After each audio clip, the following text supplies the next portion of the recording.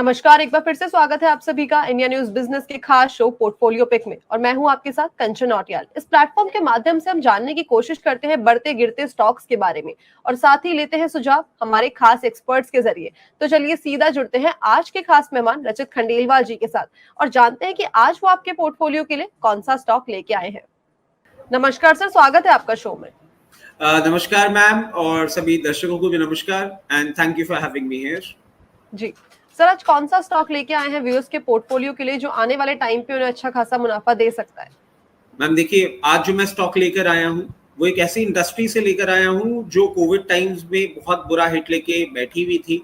और वैसे तो सारी इंडस्ट्रीज और सभी कंपनीज को प्रॉब्लम हुई थी, बट सब कंपनीज बहुत टाइम लेते हुए इस हिट से वॉकआउट कर चुकी हैं। और ये एक ऐसी इंडस्ट्री है जो अब मैं समझ रहा हूँ after looking at the numbers कि अब ये industry finally out of the woods है।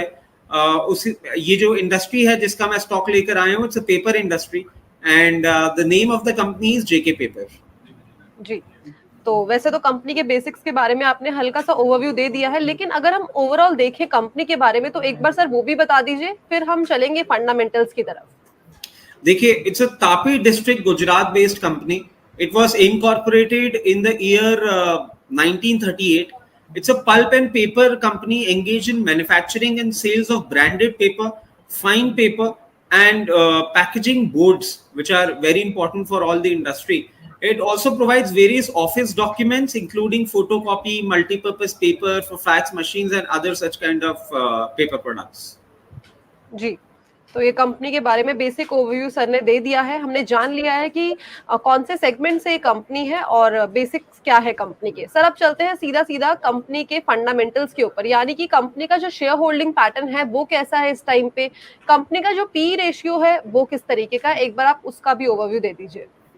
देखिए, फंडामेंटल्स को अगर हम देखें तो मार्केट कैपिटलाइजेशन एज पर the last update is 5,531 crore, face values ₹10।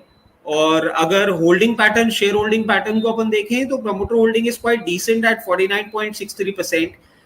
FIIs are equally good, I believe, looking at the market capitalization.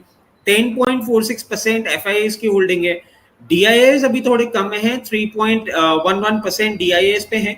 और पब्लिक डोमेन पे एक अच्छा स्प्रेड है इस कंपनी का, 36.79% पब्लिक डोमेन में प्रेजेंस रखती है कंपनी. एंड एज ऑलवेज अगर मुझे कोई मार्की नेम दिखता है तो मैं हमेशा लेकर आता हूँ. HSBC value fund holds near about 1.58%. And HSBC value fund अगर आप देखें तो यूजुअली ऐसी कंपनीज में इन्वेस्ट करते हैं जो लॉन्ग टर्म में अच्छा वैल्यू क्रिएट करने के लिए फेमस है. तो this is another good reason why I see this company as a good long term investment. अगर हम बाकी फंडामेंटल्स देखें तो interest coverage ratio of the company is quite good at 8.2 and it has an effective average operating margin of 22.94% for past 5 years. PEG ratio भी मुझे बहुत comfort दे रहा है at 0.11. कैश कन्वर्जन साइकिल जिसकी हम बात करते हैं और मुझे बहुत अट्रैक्टिव लगता है, तो मैं हमेशा आपके और दर्शकों की समझ लेकर आता हूँ.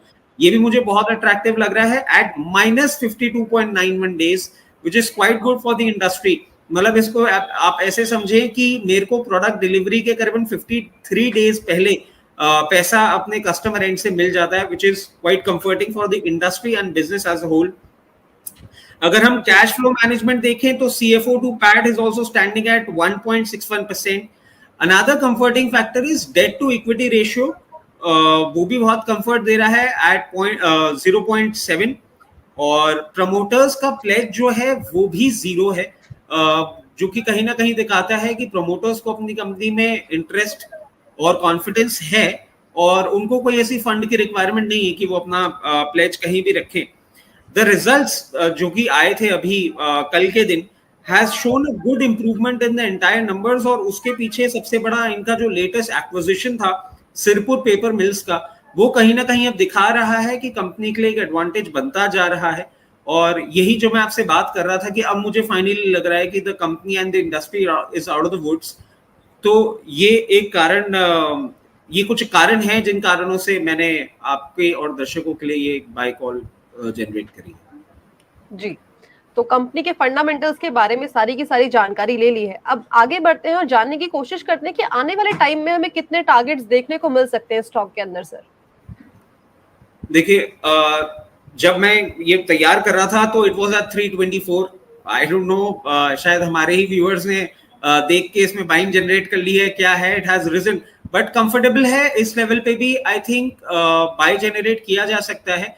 एंड अब मेरे को कॉन्फिडेंस कुछ ऐसा है इस पे कि जो हमारा एक स्टैगर्ड बाइंग का स्प्लिट होता है वो हम इस पे रखेंगे 60-40। आई वुड सजेस्ट आप यहाँ पे 60% अपना फंड डिप्लॉय कर सकते हैं, और जो हमारा बाय बोर का लेवल है वो आता है 276। रिमेनिंग 40% आप वहां पे डिप्लॉय कर सकते हैं।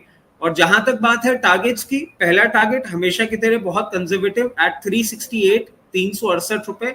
सेकेंड टारगेट वुड बी 412, 412 रुपए। And the third target would be 506, 506 रुपए। हम टाइम ड्यूरेशन की अगर बात करें तो time duration I believe 3 to 4 quarters में हमारे टारगेट्स बहुत कंफर्टेबली अचीव हो जाने चाहिए। और आपके चैनल के माध्यम से जैसे जैसे इसके लेवल हिट होते जाएंगे हम अपडेट करते जाएंगे कि आगे इस पर्टिकुलर स्टॉक में क्या करना होगा। जी, तो टारगेट्स की जानकारी ले ली है, साथ ही साथ हमने देख लिया कि कंपनी के फंडामेंटल्स कैसे हैं इस टाइम पे और किन लेवल्स पे आपको बाइंग इनिशिएट करनी चाहिए। सारी की सारी डिटेल्स हमें सर ने दे दिया। Thank you so much sir show में आने के लिए। इसके अलावा मैं जानना चाहूंगी कि कोई और एड ऑन इन्फॉर्मेशन आप ऐड करना चाहते हैं इस वक्त। बिल्कुल, देखिए, there is a very strong possibility in my account, my immediate family account, or in my client account we might be holding position of this particular company.